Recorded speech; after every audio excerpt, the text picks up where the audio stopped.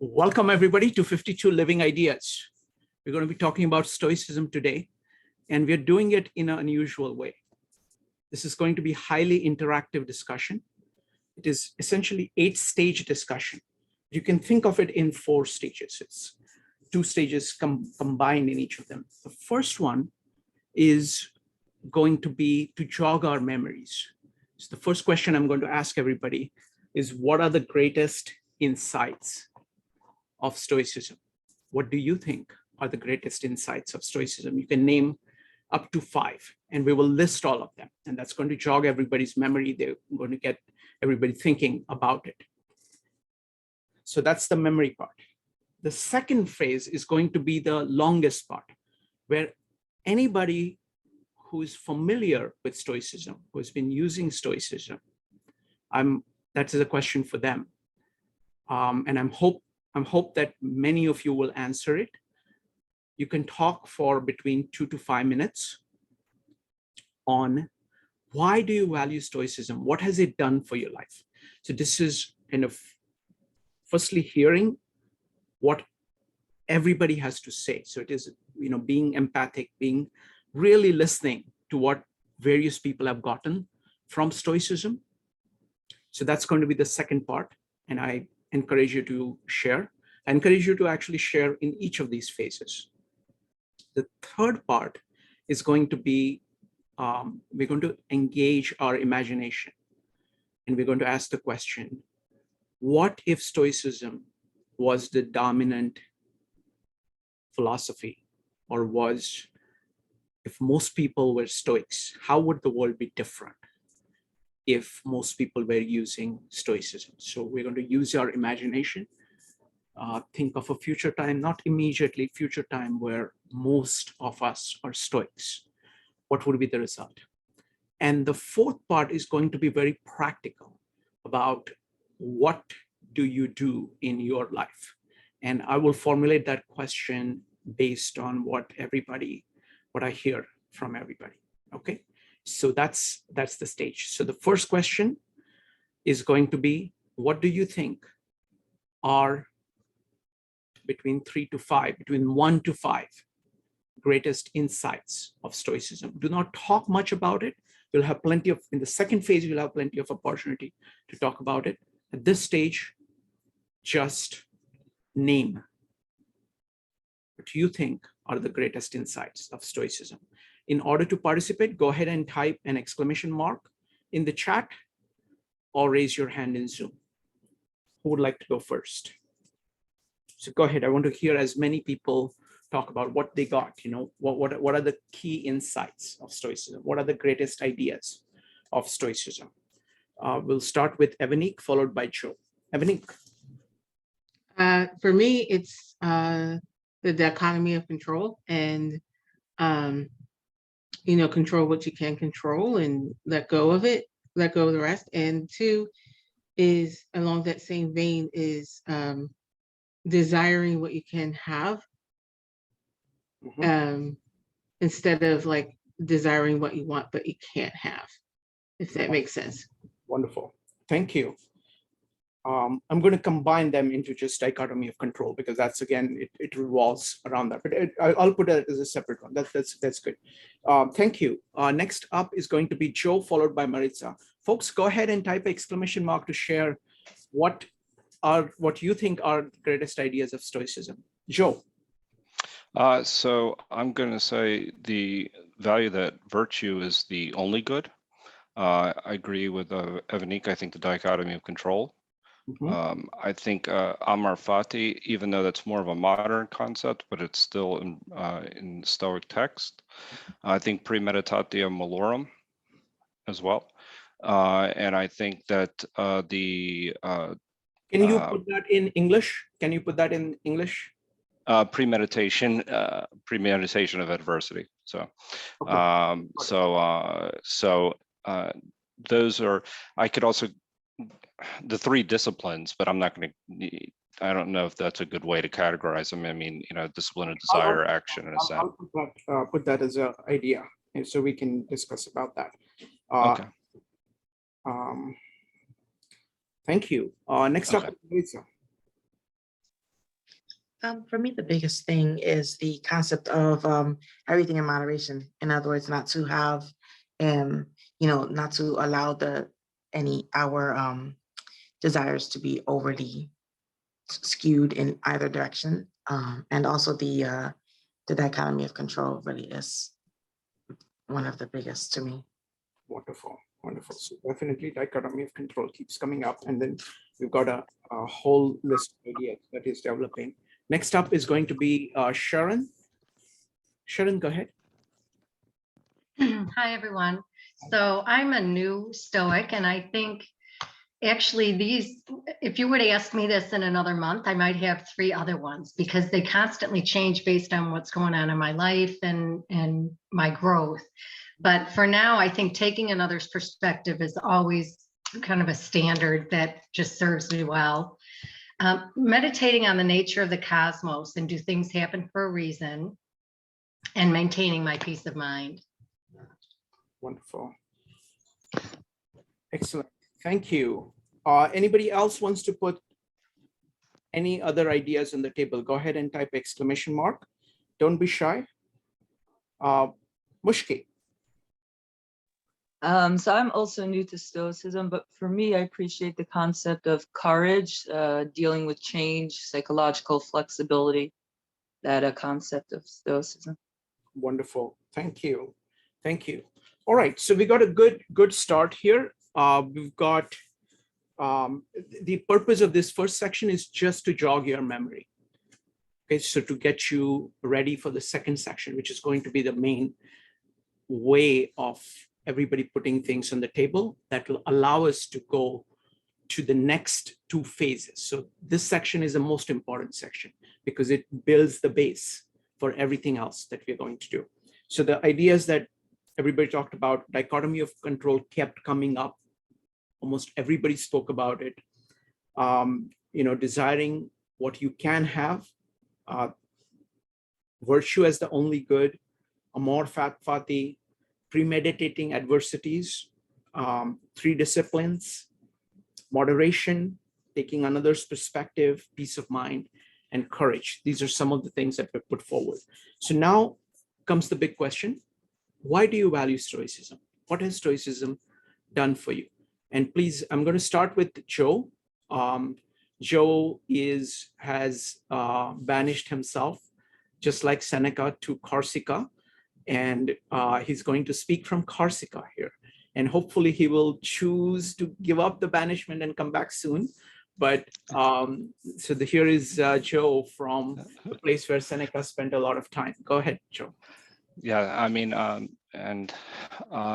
this has been important for me. And I mentioned that virtue being the only good as a pursuit and a goal for one's individual life.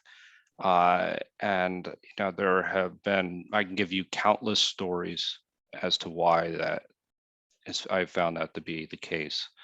I'll just share one really quickly.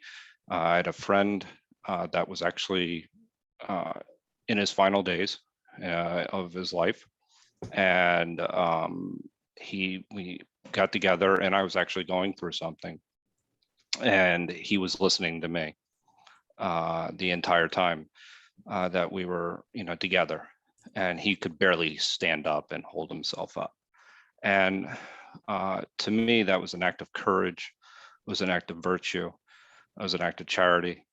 And what I recognized out of that process is that always would stay with me. And that's what it means to live a meaningful life.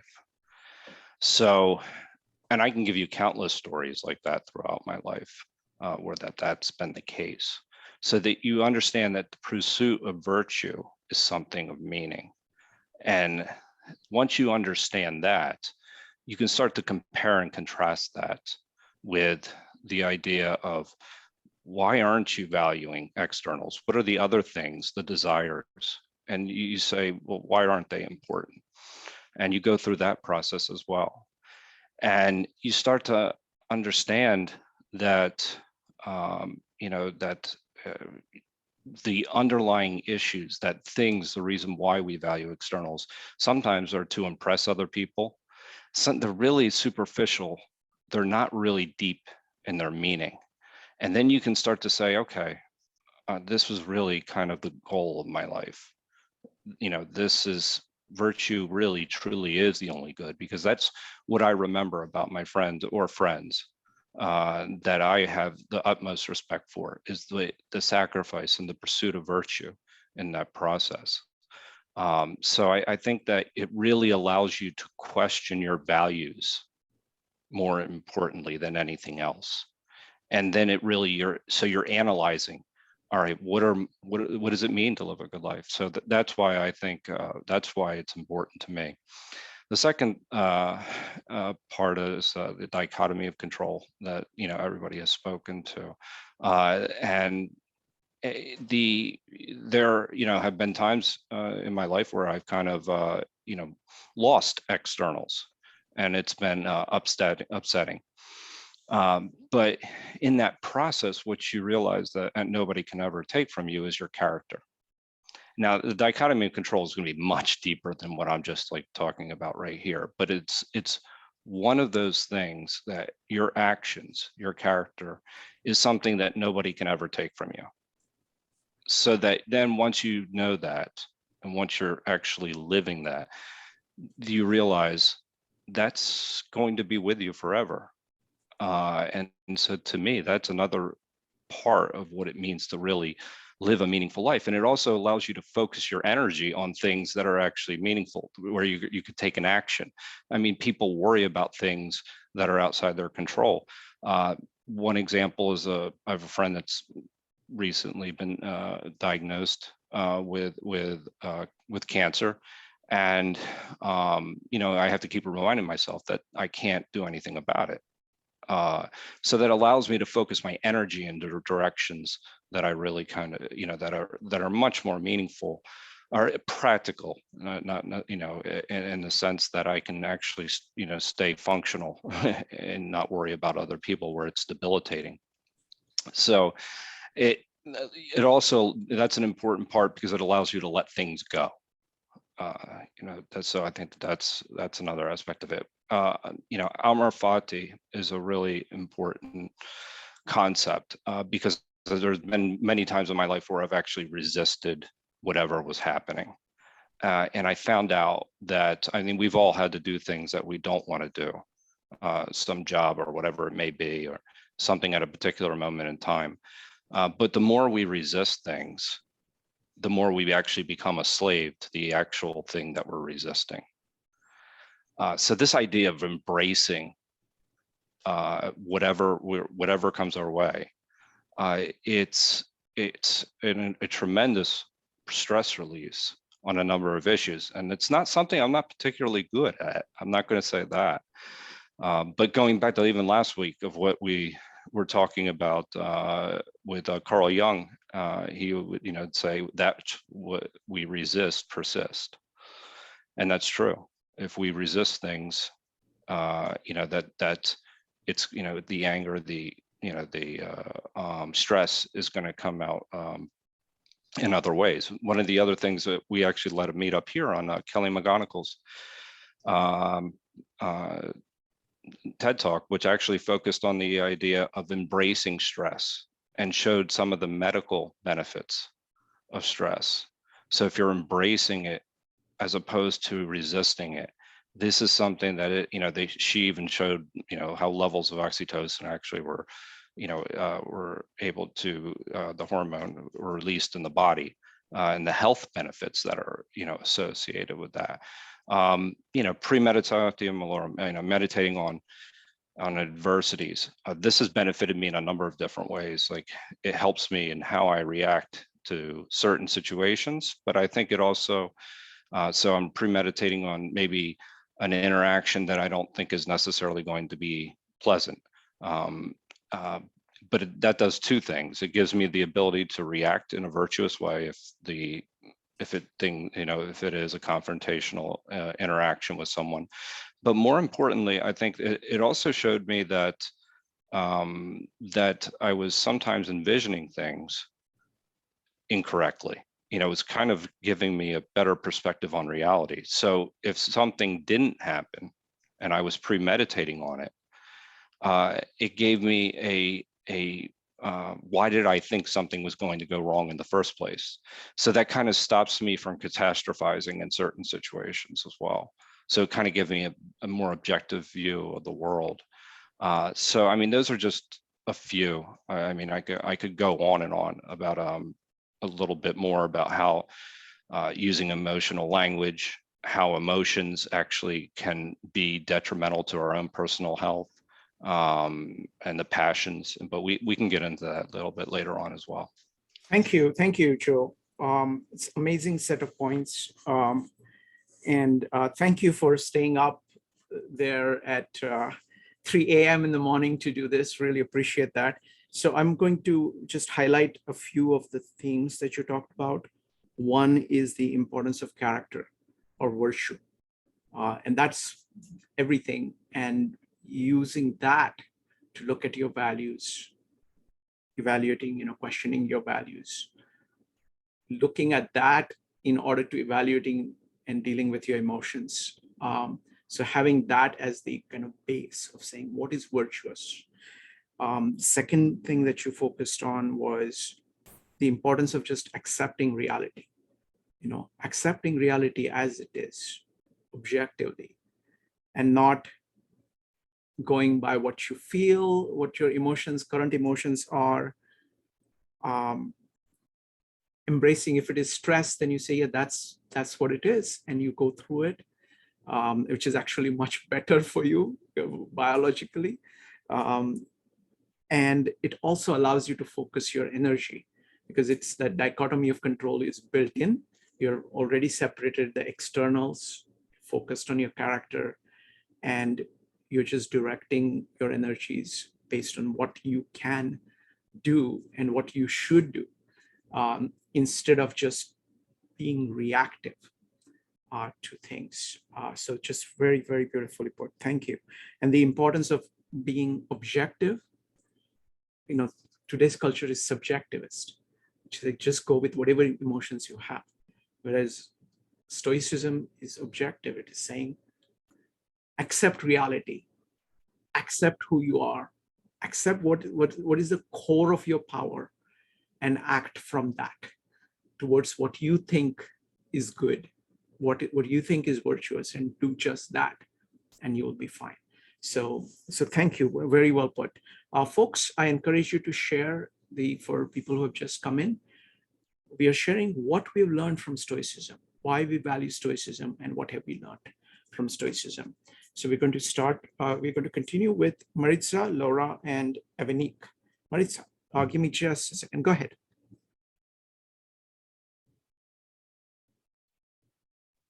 Sorry, forgot.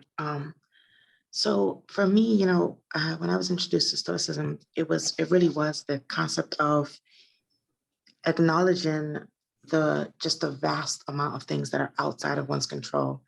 I used to joke and tell people that my epitaph was going to read, "Here lies Maritza, she sweats the small stuff." And being introduced to concepts of Stoicism really it was almost freeing, in that it just had never occurred to me to consider that all these things I'm worrying about were just things that were outside the realm of my control. I had never understood that whole thing, like, you're being a control freak. And that's almost like literal, in the sense that, I'm attempting to wrangle aspects of the universe that are not mine to control. So for me, that was one of the biggest things I got out of it, for which I got most value in my life, and that I use and that I enjoy sharing with others, because to me, it's the one aspect of Stoicism that is most clear and most easy to immediately pick up and see improvement in your life. So that's the one for me that was just like almost mind-blowing in its simplicity, but clarity and necessity for me in my life. Also, I really like the idea of, well, I think it's similarly named. It's two. It mixes the dichotomy of control with the concept of, I think it's, Joe just said it, I think it's amor fati. I forget how it's said, but the concept is to, make peace with your position right now. And in one of his quotes, Marcus Aurelius says to us, imagine that your past self is dead. And now, being dead, you are free to consider that which comes in the future, and you can have space and room to love it and yourself there. And it's such a fascinating concept to me, the idea of, it's like, because, it's really easy to say, I don't have regrets of my past, which I have always tried to do, to not have regrets. But that's not the same thing as saying, I embrace my future without true regard for my past, because the future is what's here now and the past is dead. And I think that saying that allows for a shift in perspective. And it's something else that the Stoics are constantly telling us. It's a matter of, it's just like, if you take and you ponder. And another that makes me think of the third aspect that really I find to be very useful is the visualization of what's the worst that can happen. And when I first heard it, it sounded almost morbid. And I was like, that doesn't sound right. That can't be helpful. And yet, when one actually sits and attempts to do so, you can see the value in it, the value of not being caught so unprepared, because you've already visualized that happening. So for example, no one who has a wife, a mother, a child wants to ever have to experience their death. But if we sit down quietly and meditate with ourselves, what if I lose my loved one? If you've considered it, it's not a question of, and the Stoics aren't saying that now because you've envisioned it, you will no longer feel, the despair should this actually come to pass. But what they're saying is that because you have considered it as a possibility in your future life, should it come to pass, you cannot say it's something I never expected to happen. And just that small facet allows you a little more room when or if you find yourself in that scenario, because you've already envisioned it, you're not caught as sharply, and it allows you to not hit, an unhealthy range of emotion. And these are all concepts that, to me, when you sit and you think about them, they're so almost simple, but they're also so complicated on the grand scheme.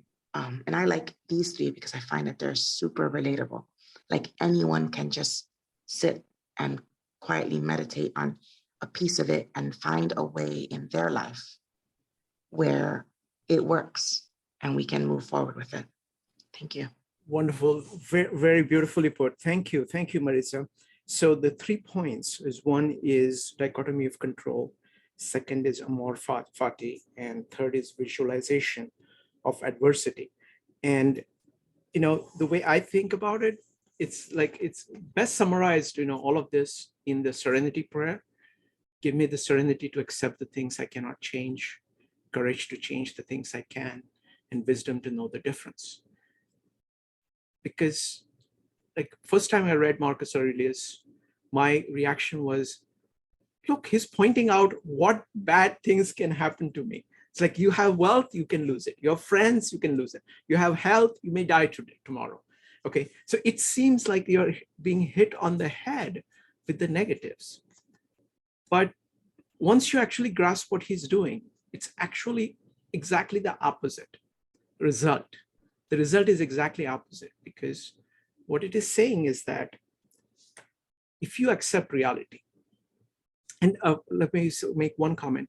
This is particularly useful in today's culture, because today's culture tends to be subjectivist, and most people, they think, okay, I just want to feel good now. That is like the starting point. And this approach is diametrically opposed to that. What it is saying is that you start by accepting reality, whatever it is. The more you accept reality, the better off you are. And it is true that there are many things that are not in your control. But there are a few key things that are within your control. The whole purpose of accepting the things you can't change is to focus your attention on the things that you can control. It's like you're in a room, there is a door. There are doors and there are walls. It's saying, where are the walls and where is the door? What can I go through and what can I not go through? So instead of banging your head against the walls, you're saying, oh, here is the door and I can go in and out as much as I want. So it just focuses your attention on the things that you can do. So acceptance of fate, acceptance the amor fati, even visualization of adversity actually has the exactly opposite effect of what people would first expect. Is that when you actually say that, look, this is a person I value and they may die. What immediately actually ends up happening is that you realize their value to you now, and you are actually going to do things that you can now. Even though you may live with them for the next 50 years, each and every moment, each and every day, that realization is going to enable you to make the most of your life. So it starts off, it feels bad for a subjectivist consciousness, but by basing your approach on acceptance of reality, of things around you that you can't control, and your own will, your own determination, your own choices, your own evaluations that you can control, it just opens life up to you and what you can do. So it is profoundly liberating, which is exactly opposite of what it feels like when people encounter it first. So thank you very much. Beautifully put. Thank you. Next up is going to be Laura, Evanique, and Erin. Laura, could you go ahead and unmute yourself? I think I just did. Yes. Okay, well, in some ways, I think you just described everything I was about to say. I, had a unique experience of coming back from the dead. And when I sort of, came to be present, it was like, who am I? I was different. And I knew there were things that I remembered who I was, but I couldn't be that person. And so I knew I had to construct myself. And how do I begin with that? And I can't go back to who I was. So I had to bury that and pass because I couldn't do that. And I couldn't look too far to the future because I didn't know what I would be able to do in the future. I had some aspects of me that I couldn't control because of physical things and I didn't know.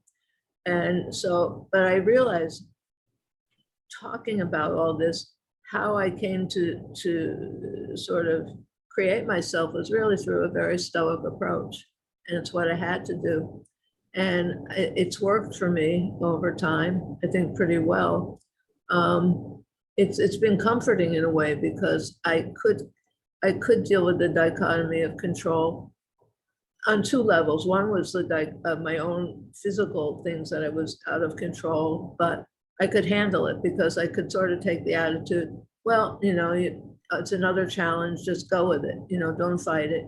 There's no point in it, and just, take, you can look to the, premeditated, you can look at the predetermination of your future and say, well, there's nothing you can do about it. Or you can say, yeah, I can. I'm not, I can take control of certain things because I have the ability to look at more minutia, and each piece of minutia, if I work on that and each piece improve on, then maybe I can get to a goal that I couldn't have if I was just looking at a larger scope of the future. So it's been very comforting for me to be a Stoic. In certain cases, putting emotion away. I'm definitely much less emotional than I used to be in many ways, and just quieter and calmer in the sense that I do feel like for better, for worse, I kind of know who I am now. And I'm kind of plodding my way through, but I think, you know, the fact that I do feel like I'm a Stoic gives me the courage to keep on going, because it helps provide a base for me. It gives me a place in the world. Wonderful. Laura, that was amazing. Thank you so much. You know, I've seen you change dramatically. You know, it's like, it is tremendously inspiring to see how, you know, how somebody can start, you know, with kind of major obstacles and keep working at it day by day, and how much you can improve. So it's, you know, thank you so much. Really appreciate. Oh, Really thank you for appreciate it. this. It's definitely changed my life. Thank you, Laura.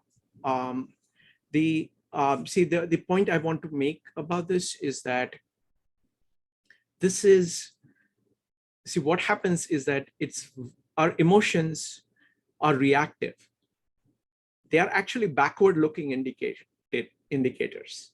They are saying, "Oh, I used to be like this. It's bad that I'm not like that." Like, what reason allows you to do is to accept, okay, now this is the situation. Now what am I going to do? All your emotions are going to keep telling you, oh, no, I wish I was able to do this. I wish, and I can't. So it's going to be a negative loop of emotions. And you need this dichotomy of control to keep plugging away deliberately, with will, with determination, with persistence at it. And then over time, actually your emotions change. So this is like the cognitive behavioral therapy idea, that you have to do the right thing, and that is going to change your emotions, how you feel. So you can make tremendous changes with this idea of that, you know, in a dichotomy of control. So Laura, thank you for such, you know, for this example. Really appreciate that. Next up is Evanique, followed by Erin. If anybody, you know, I encourage everybody to share what they have learned from Stoicism. Evanique. Yeah, so what I've gotten from Stoicism so far is accepting people for who they are and not who I expect them to be. And that's like under that dichotomy of control, because like I would always sit and ponder like why people are the way they are, particularly members in my family. And I would also ponder like why I am not like them. And I realized that they have their experiences and their thoughts and their feelings. And I do too. And it's not like one is superior to the other. And for me, that allowed me the freedom to be who I am and to not judge who they are. And because I think sometimes we have our own morals and values, and other people may not share those. So when you try to change people, or when you try to figure them out, there's really nothing to figure out. They are who they are, and I am who I am. And we're two different peoples. And I think too, it also helped me to stop comparing myself to other people, particularly people who I thought in the past may have been better than me, or who are better than me at a certain thing. And it would almost cause like a competitive nature to it. And, you know, I would look for reasons not to like that person. And what I got is that Stoicism allows me the freedom of not comparing myself, and the freedom of knowing that everybody has a story and everybody's story is valid. And even if I don't comparatively particularly care for a particular person, it doesn't make them bad or wrong. And it doesn't make me bad or wrong for not I guess for not wanting from, I guess for not getting along with them, that's not the right word. I think it's more like when I look at a person and I'm like, oh, like I look for reasons.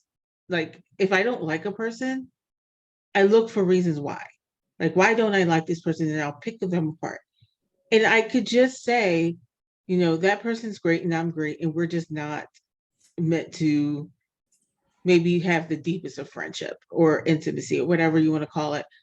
And that's okay. And there doesn't have to be a thing wrong with them, and it doesn't have to be a thing wrong with me. And I think Stoicism has helped me to accept myself for who I am. And since I'm the only person that can change me, like the only person I can change is me, I can look at areas of my life where I want to improve and improve upon them without judging myself, and just say, okay, what steps do I need to take? What is within my control to control this particular thing I see? And I find that like when somebody had told me once, if you don't like a person and you don't know why, like what are they mirroring to you? Like, so it's like you're looking in a mirror and you see a quality you don't like in yourself, and you see that in that other person. So of course, so when I do that now, it's not like, because I used to feel guilty about that. Like I used to feel like I'm a bad person, I'm wrong, like this is wrong. But what I found is that if I don't like a person and I can see like what I don't like in myself, I could change it in myself and not feel bad about like not liking that other person. And it doesn't mean that I think that they're a bad person. It's just that like for whatever reason we don't get along, and it's okay. I can still treat that person with respect and love, and still say that like that's not a particular person I would enjoy hanging out with. And there's nothing wrong with that person and nothing wrong with me. And then the last point is freedom. Like it does give you a freedom when you accept who you are, the good, the bad. And we talked about this in Jung, and I've been actually looking at videos of Carl Jung or Jordan Peterson talking about Carl Jung. And one thing, this is going to sound weird, but Jordan Peterson did this series, well, these classes on comparing Carl Jung to the Lion King. And one of the things he said is that Mufasa, like in all these different types of stories, the hero, which is Mufasa in this one, and Scar are like, they're related and they're connected. And Mufasa was killed partially because he didn't embrace Scar, not the person, but like he didn't embrace his dark side, and Scar was his dark side. And Mufasa ignored it and he didn't integrate it. So like just studying Jung just fairly recently, so I could be saying this wrong, but like the part of that is like embracing the dark side or the side that you don't want people to see. You know, you can always play like, you always show the best part of yourself, and then you kind of hide. And when you hide that shadow, you kind of you're denying a part of you. And then it comes out in so many different ways that you don't intend to. So I think when the freedom is to embrace that shadow and integrate it into a part of you, and look at that shadow and see what it's telling you about yourself. So I think like I'm new to Stoicism, but this is what it's done so far for me. Wonderful. Thank you. Thank you, Evanik. I want to comment on 2 points. First, the last point about shadow. Stoics are very big on accepting your weaknesses, accepting what you have done wrong. One of my favorite things in the book that Massimo and the book on Stoics. What is it? What is the book? Greg Lopez, How to Be a Stoic. How to be a Stoic. A handbook for new. No, Yes. a handbook for Stoics. Yes. Yeah, with Greg Lopez. Yeah. So there is a very simple daily exercise at the end of the day, where you just ask yourself 3 questions. What did I do right? What did I do wrong? And what remains to be done? So that question of, what did I do wrong? being asked day after day after day after day makes a big difference. So that, and asking that directly, of not shying away from that, is heart of being objective. The point about applying the dichotomy of control to other people is really fascinating. What I have found is that, like, once, it's kind of like the Namaste principle, that you are basically actually acknowledging the other person, acknowledging the existence of other person. You're saying you are who you are.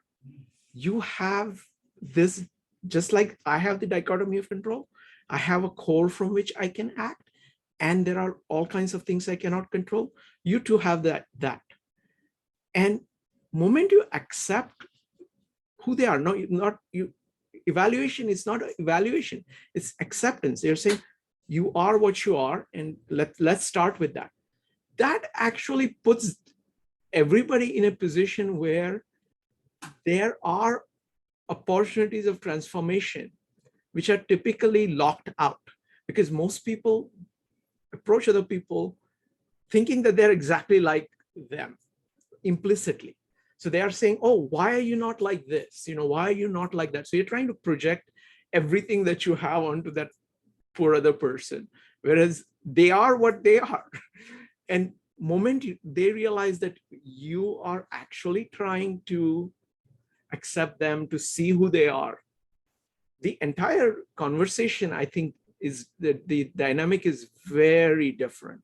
So, but would love to discuss this further at some point. But thank you, Evanik. Next up is Erin, followed by Judy. If anybody else would like to share, go ahead and type an exclamation mark. Erin. Yeah, thank you. I guess more I have just sort of, it's maybe more of a question in a way. As I was listening to people speak tonight, I'm somewhat familiar with Stoicism. I wouldn't say I'm deeply familiar with it, but what I was coming to mind as I listened tonight was, I was wondering if there maybe are some parallels here to some concepts in Buddhism, which I am more familiar with, and like the concept of impermanence, which is that as human beings, we feel like we want things in our life to be permanent, and they're not permanent. And this brings us a great amount of suffering in our life. And that was sort of, I was thinking, is that maybe a parallel to this idea of the control and things we don't have control over in life. And so I don't know if that's a connection that other people would make, but it just was something that came to my mind, and I just would be curious if anyone has any thoughts on that. I would like to hear about that. So yeah, Sure. that's what I was thinking. Thank you, Erin. I will say just a quick few things. I think there is a lot of similarity between Buddhism and Stoicism. Both of them are about acceptance of the world, and both of them are doing what you can. So the dichotomy of control, each of them, both of them accepted. The difference between them is that Stoics have a much more, the Buddhism has a much more inner focus and inner consciousness, very deep set of concepts. This comes from the Indian base. There is just tremendous exploration of internal factors, and Stoicism is superb at exploring the external factors. But both of them are doing the same thing. But the predominant focus is slightly different, like depending on, and that they actually dovetail the difference between the Western approach to life and the Indian approach to life. So that difference is, comes from those two different in those traditions, but they are very similar. They're trying to do the same kind of things, I think. So that is my short answer.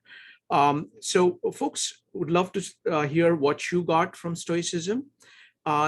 Next up is going to be Judy. Judy, go ahead. Okay. I think that I was thrown into Stoicism without even knowing that I was thrown into Stoicism when I changed drastically from one day to another, where I was living in different cultures. And I realized that I was on my own.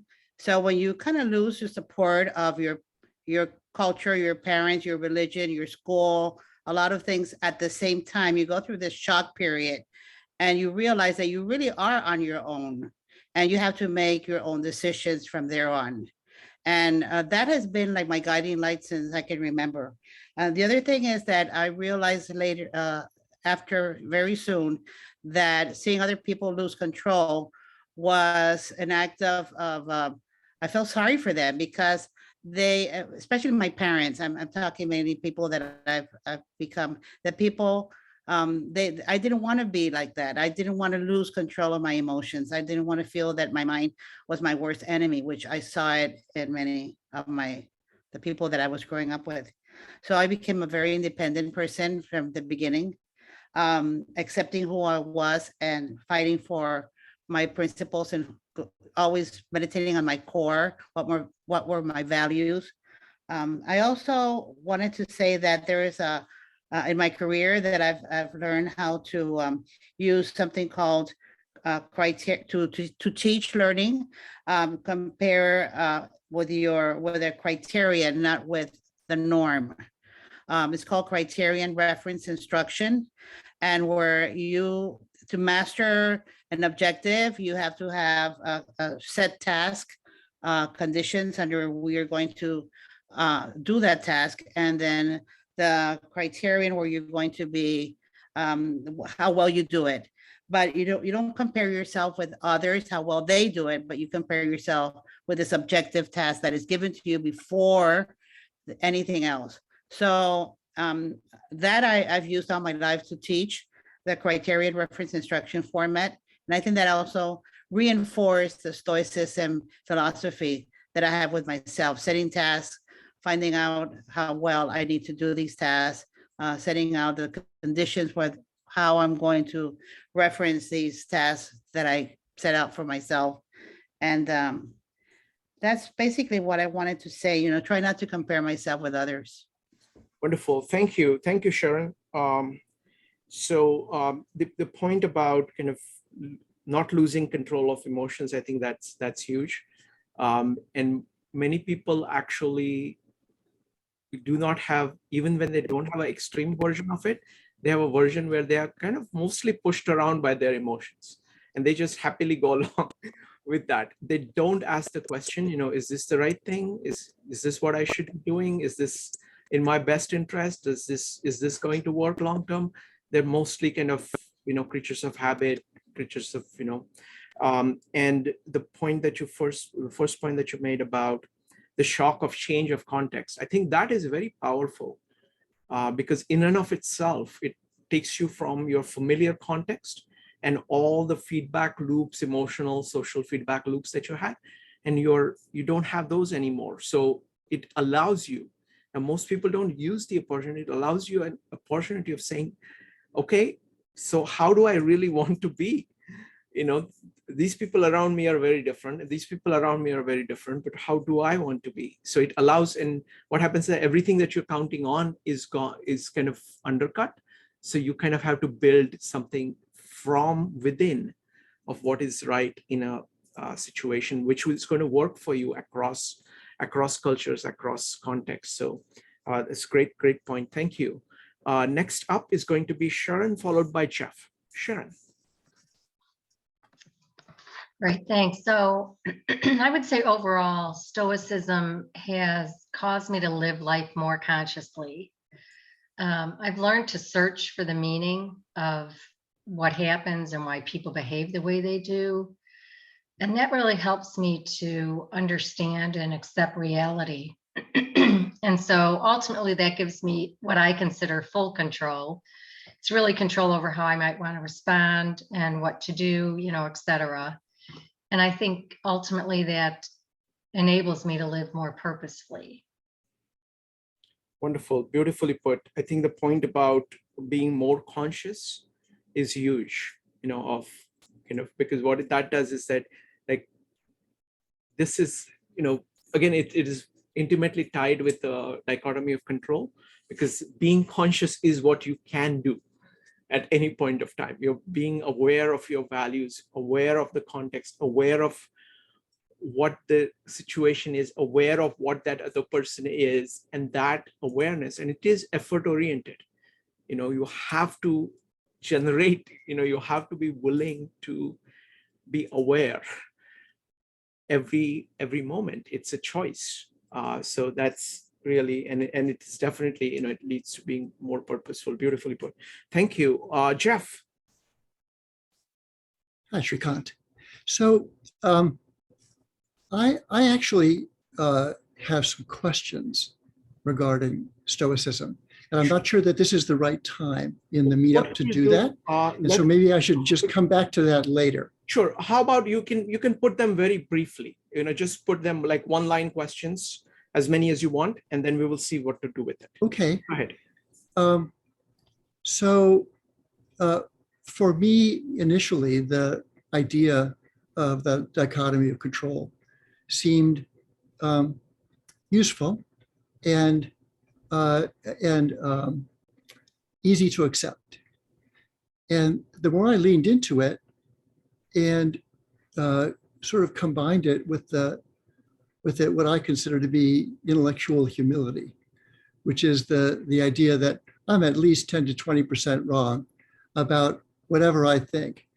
I became less comfortable with saying this thing is within my control and this thing is not, because I experienced conflicts on both sides of that. Surprises regarding what was within my control and surprises regarding what actually was not. And so I have a question about that, about this sort of determination in an absolute way, with regard to that. And that leads to other questions as well. Sure. Also, the second one has to do with not confusing what I can do with what I aspire to generate or achieve. They are very different things, and but they easily get conflated. And so that's my second question. Sure. So we'll come to that. The second question, the first one. So what we'll do is that, because these are questions, I mean, the aspiration part is very different. So we'll see what to do with it. Okay, because I want to focus the discussion on Stoicism.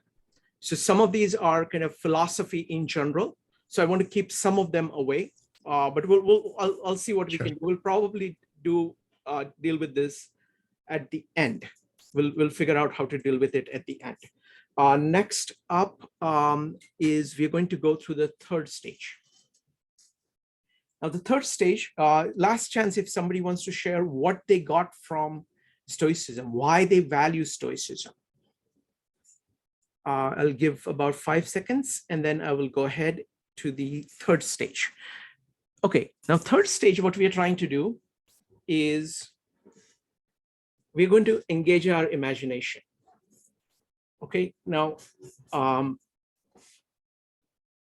this is for people who really know, really think that Stoicism is useful. It is something which is very powerful. If you take all these ideas, now imagine if most people had these ideas. What would world look like? How will the world that we see today be different if most people were Stoics? What do you think? These can be very wild ideas. We're trying to see imagination. We're trying to engage imagination. The fourth part, we are going to be very practical. But this one, just think outside the box and say, okay, if most people were Stoics, how will the world, what will be the big changes you would expect to see in the world? Because it is important to kind of think through and say, okay, this is the idea. What does it look like? Don't think of it in the immediate context. You can say 5 years from now, 50 years from now, 500 years from now. Okay, what would it look like? We're going to start with Joe. Joe, go ahead.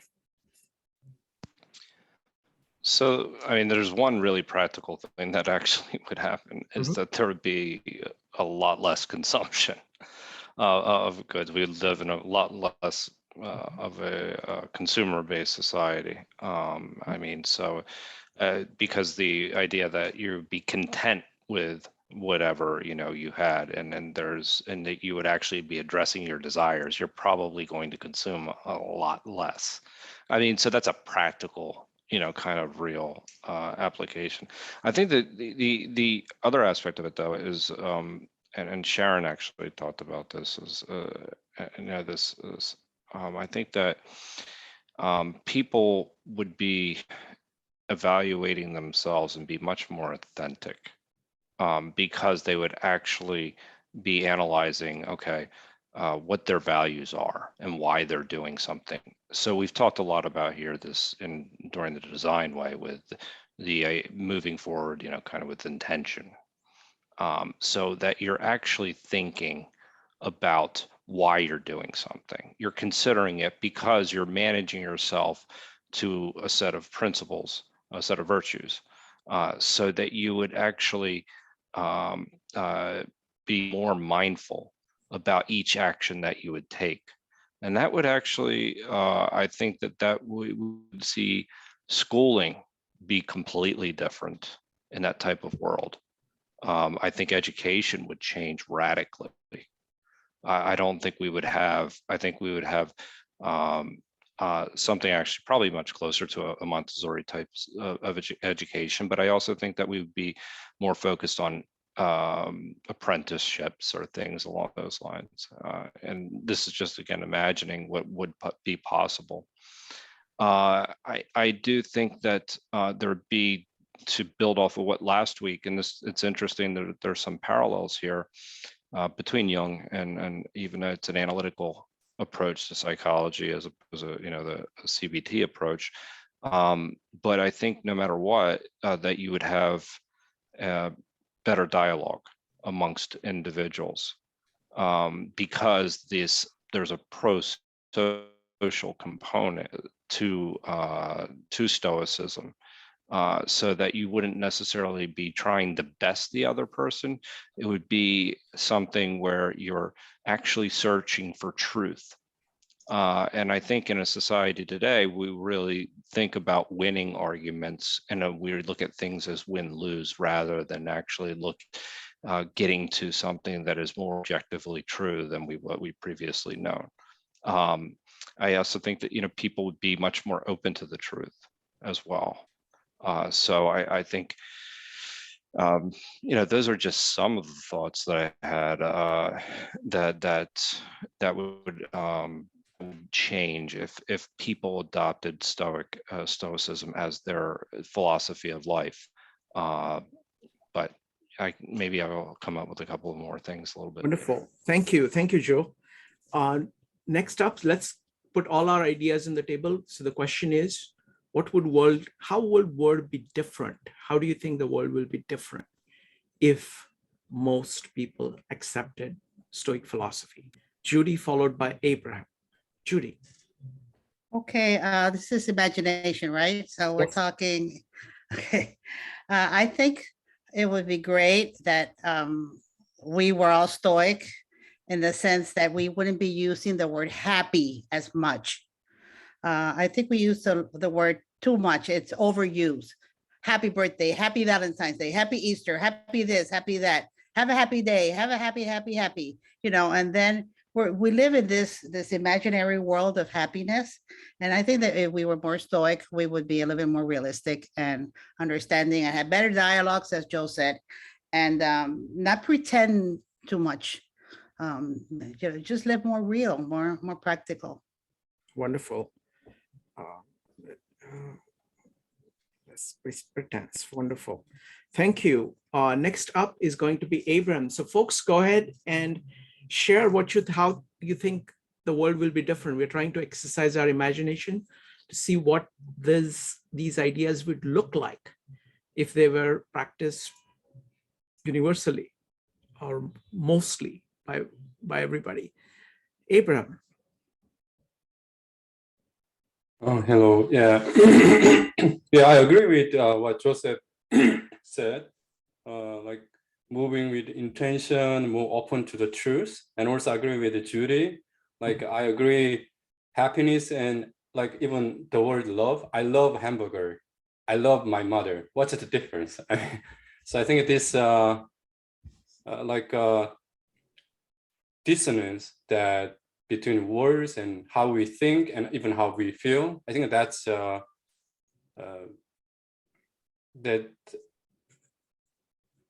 that alienates us, I think, actually, from who you are as a human being. What I'm going to share is that I think if this, I would say, wisdom tradition of, or even big data that humanity accumulated over the years, what works, what does not work, but nonetheless, what as a human we strive for.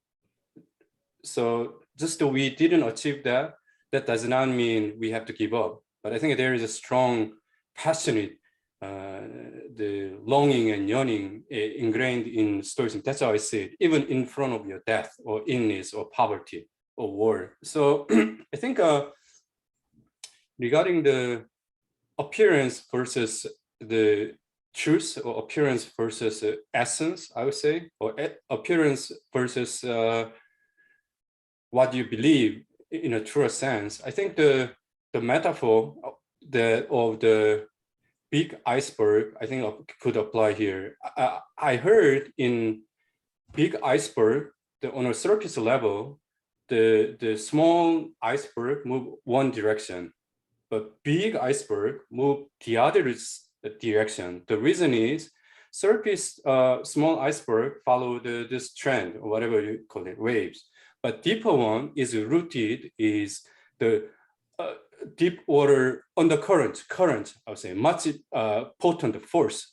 So people are mesmerized. Why does this small iceberg come this way and this big one goes the other way?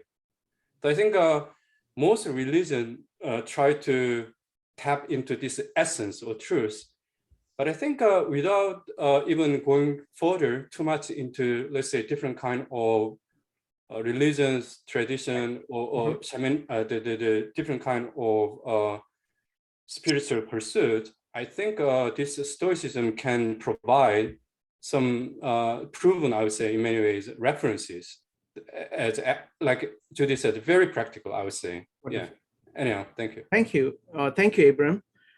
Folks, you don't need to respond to what other people have said. Just put on the table what you think are your most imaginative predictions about what world would look like if people accept Stoicism. Next up is going to be Maritza, Laura, Erin, Jeff, and Joe. Maritza. I think a world where everyone accepted Stoicism would actually be a world where people were freer to feel emotions. You know, we live in a society today where, you know, boys are taught that they have to, you know, rein in certain emotions. And, you know, if girls do other emotions, they're stereotyped in a certain way. I think if we were to embrace concepts of Stoicism, we would find ourselves in a world where people could feel emotions more easily and more readily, because if we were all embracing the tenets of, you know, moderation in one's emotions and in letting go of the things that we can't control, well, then we would find ourselves free to feel. I think that that's one major aspect of a world full of Stoics. That would be one happy side effect of such a society. Another, I believe, would be increase the community-centric activities or interactions, because of the way of life in which we're living would now endorse the constant shifting of perspectives. So it would be almost impossible to not think of one's neighbor. So these are just a few of the things. And I think it's one of those living in a society with a shared vision of, if we're looking for virtue, if all of us are seeking virtue as our highest good, then all of us are going to move forward kind of to the same rhythm. And so it's going to allow for I envision so many of the even like climate problems or, different problems that we have with because we are so lost from embracing nature, those things would not exist in a society that embraces Stoicism, because Stoicism also provides us with tenets that are a call back to nature. So I think that it would just be almost like a very symbiotic existence amongst each other. Wonderful, excellent. Thank you, Marissa. Laura, how would world be different if everybody was a Stoic? Go ahead.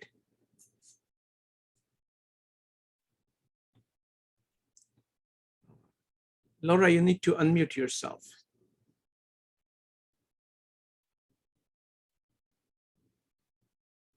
Okay, next up is going to be Erin. Erin, how would the world be different? Yeah, it's very interesting to imagine that. And I guess one thing that came to my mind was perhaps I was just thinking about maybe how much conflict there is between human beings and how much is just rooted in our emotions and people becoming overtaken by their own emotions and then just lashing out and not being able to just take a few moments to reflect before speaking or acting. And if that one little behavior was to change on a widespread basis, I feel like it might have huge effects in terms of conflicts in families, conflicts in neighborhood, and then all the way maybe to the level of war and things like that. So I guess maybe a world where humans could have less violent conflict with each other might be what would happen if this philosophy was widely adopted. Wonderful. Thank you, Erin. have Laura, go ahead. I would think that possibly it would be like a more reasoned approach to things that would allow for dialogue and sort of ability to come up with consensual kinds of thought. Community could develop. I think it would be a less frenetic world and it's saner. I'll use that word. Wonderful. Thank you. Thank you, Laura. Next up is going to be Joe, followed by Jeff, Sharon, and Connie. Joe. Yeah, just really quickly, I do think that, I missed one very, very important idea is Stoic Cosmopolitanism. And so how, you see yourself not as a citizen of a particular country, or, you see yourself more as a citizen of the world. And I think so that would have profound impact on how the world would actually function, and just both economically and both in the sense of governmentally speaking. And I think that would also, and I won't take too long here, but that would also foster a lot of interactions that currently don't exist.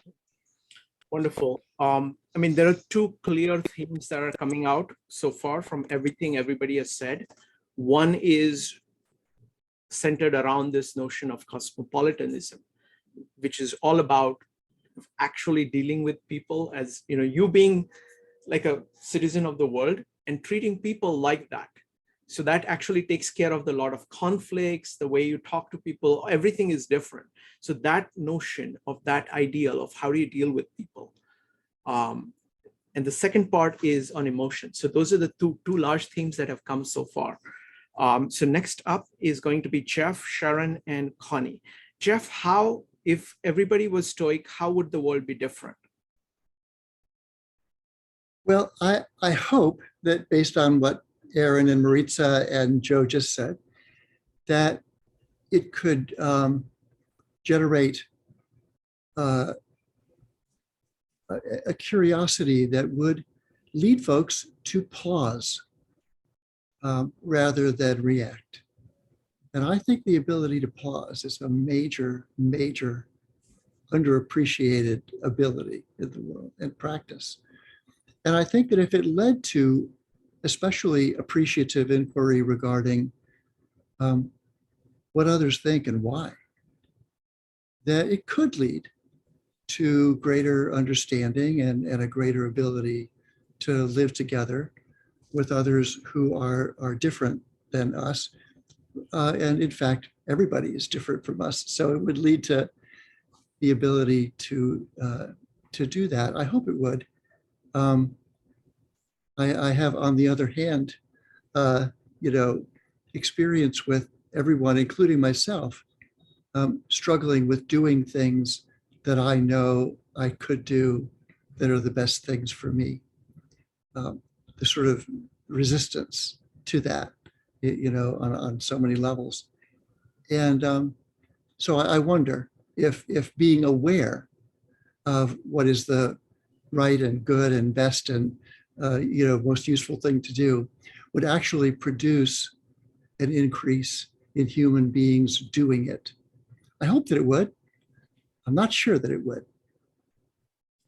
Thank you, Jeff.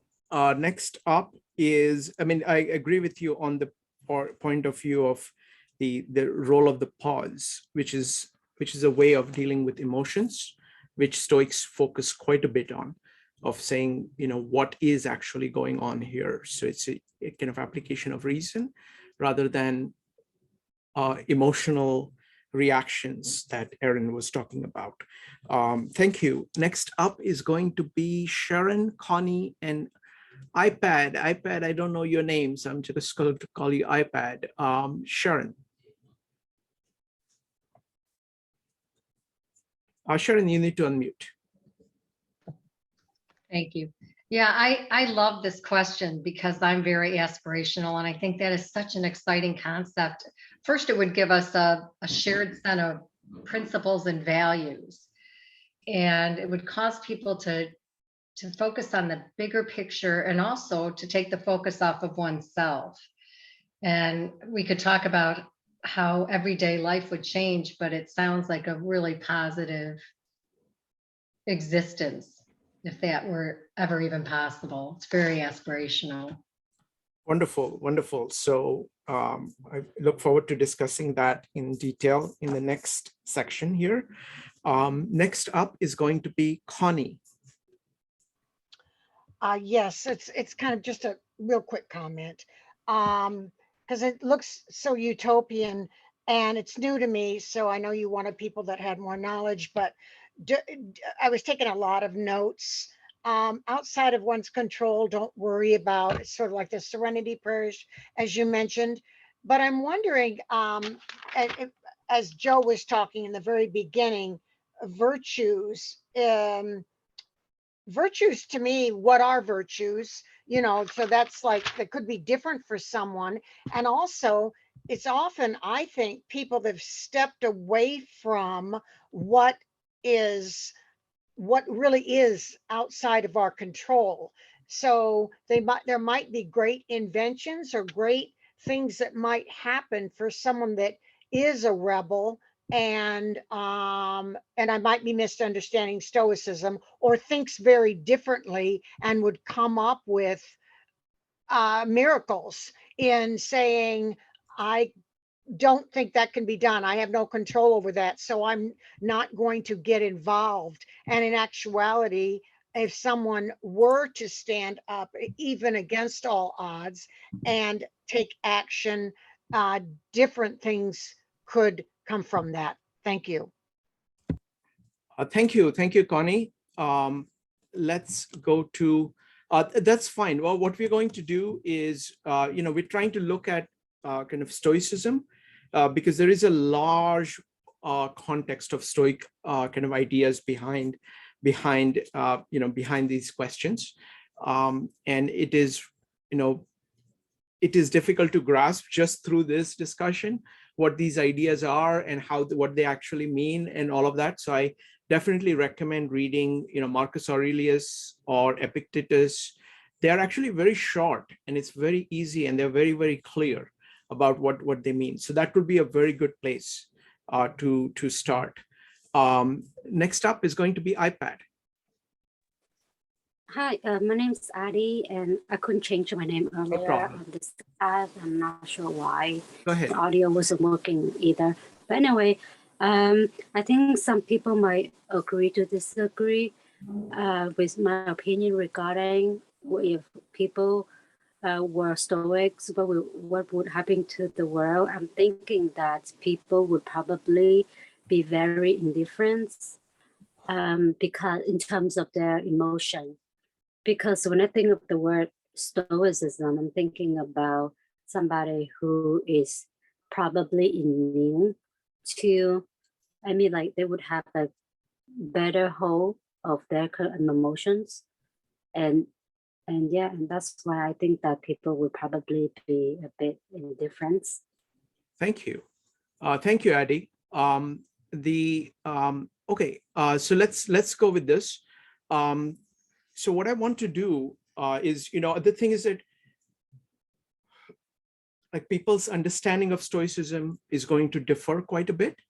And I'm going to invite people who know Stoicism really, really well to talk about the next level, because there are two big things, because there are so many all these philosophies are enormously complex and they're very different. Like they approach all of these issues.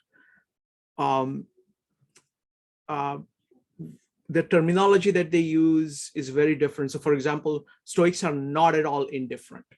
They are very passionately engaged with the world. They believe in justice, they believe in doing the right things, and they're doing that all the time. Whether it is a slave who is Epictetus, or an emperor who is Marcus Aurelius, or an exile like Seneca, all three of them in their own ways is pushing very hard, working very hard to produce better life for everybody.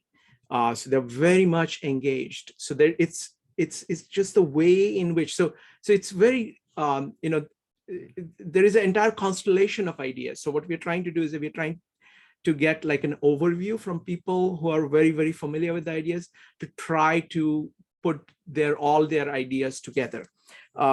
So what we are going to do next is that we are going to look at next section. Last section is going to be practical section. How to section, if you will. And there are two themes that everybody focused on here. One is the theme of what it does to human interaction. That's the idea of cosmopolitan. And second is what it does to emotions, what the role of emotions is. Talk now, in the third section, we were talking about like this, what would it look like? We're trying to engage our imagination and looking at the whole world. Now, we're going to narrow the focus to just yourself. And on either of these two issues, talk about if you were to become more Stoic yourself, what would happen to the way in which your emotions work and your human interactions work. You can talk, if you have experience practicing Stoicism in the past, using these ideas in the past, you can talk about a little bit of the past, of what it has done for your emotions, what it has done for your human interactions. And you can also talk about the future. If you kept doing this, if you applied it, what would be the result of it in the most concrete way you can. So go ahead and type an exclamation mark if you'd like to share application of Stoicism to emotions and to interactions with other people. These are the two big themes that came out from our third section. So go ahead if you would like to share more. So I'll start by saying a couple of things. It's actually the impact on emotions is very interesting. See, we live in subjectivist world, so it's like almost all misunderstandings of Stoicism come from the fact that we are looking at Stoicism as subjectivist or as emotionalist. We take like almost primacy of emotions as given. This is a very different view. At the same time, Stoics are very big on acceptance of reality, and that includes your emotions. So you're not actually ignoring your emotions. It's kind of like in Gita, you're experiencing those emotions, but you are having a distance between them. So you're actually observing them and saying, okay, these are the emotions, but not losing track of, you're not getting swept up by them. You're not reacting to them. You're very much accepting of emotions. The other point is that they are very active people. They are virtue-focused people. So Stoicism is virtue-focused. So it is all about engaging, doing what you can. So it's the dichotomy of control. The one part is acceptance of what you can't change, but then courage to do what you can. So they're very active in doing things. So emotions are used, motivation is used to act on that. So it is being proactive versus reactive. So it's a very different approach to emotions than is prevalent in today's culture. So that's what I would say. So would anybody like to share? If this question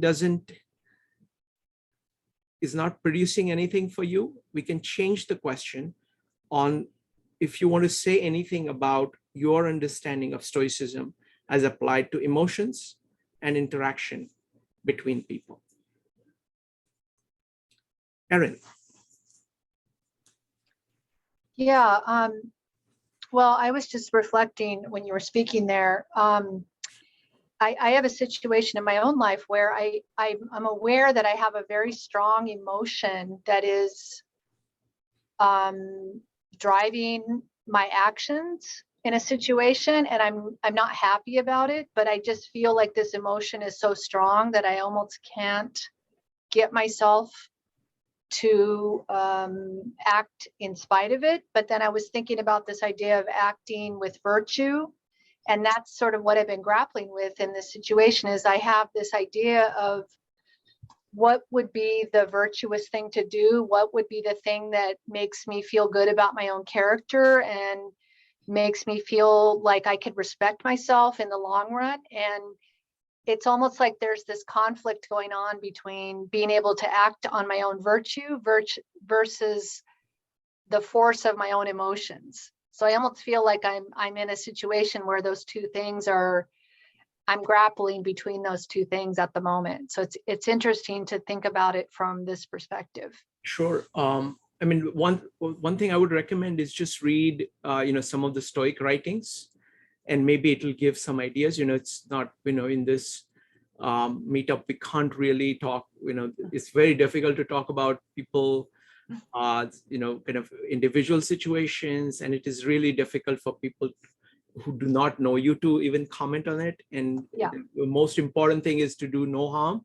So the simplest thing I can say is you can go ahead and read, Marcus Aurelius or Epictetus, and they are actually very accessible, and they have very deep ideas about the same, all of these issues. They have many things to say. I mean, what we have done here is just a very quick overview, but that's what I would recommend. Next up is going to be Evanique, followed by Maritza. Evanique.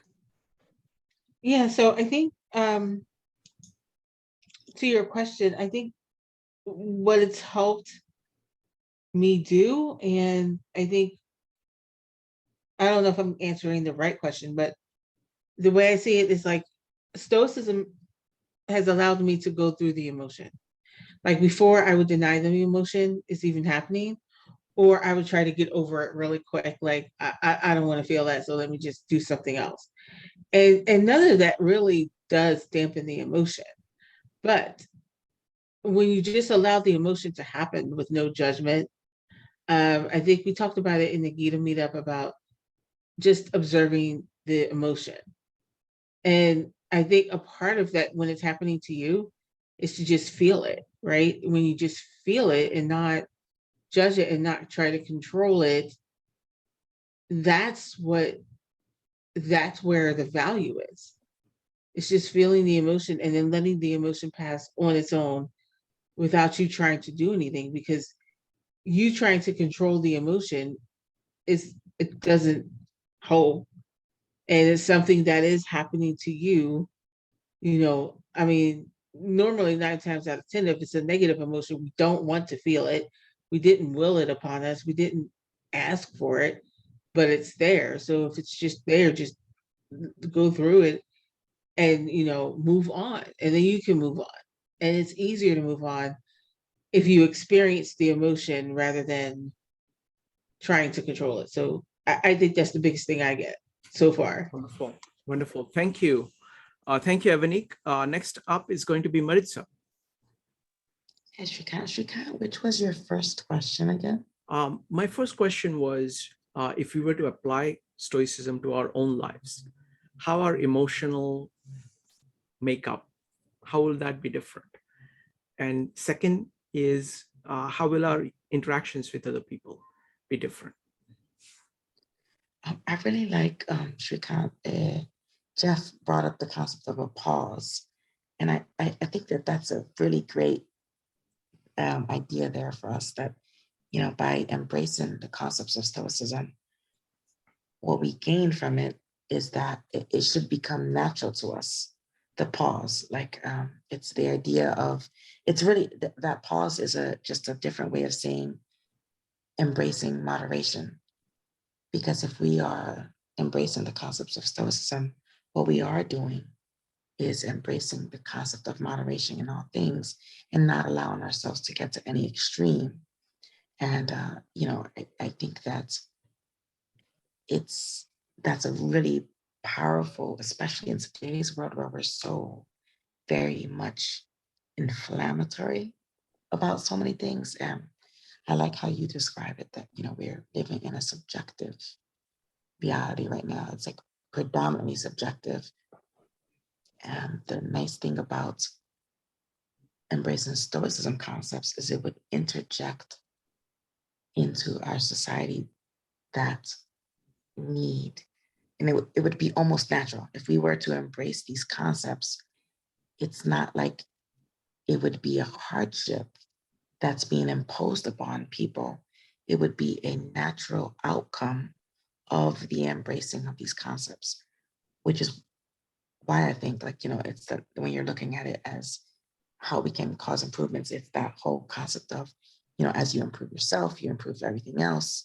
Because if I am taking that pause, I'm seeking to move forward with moderation, and others around me are doing the same, I think that there's so much more is going to get done.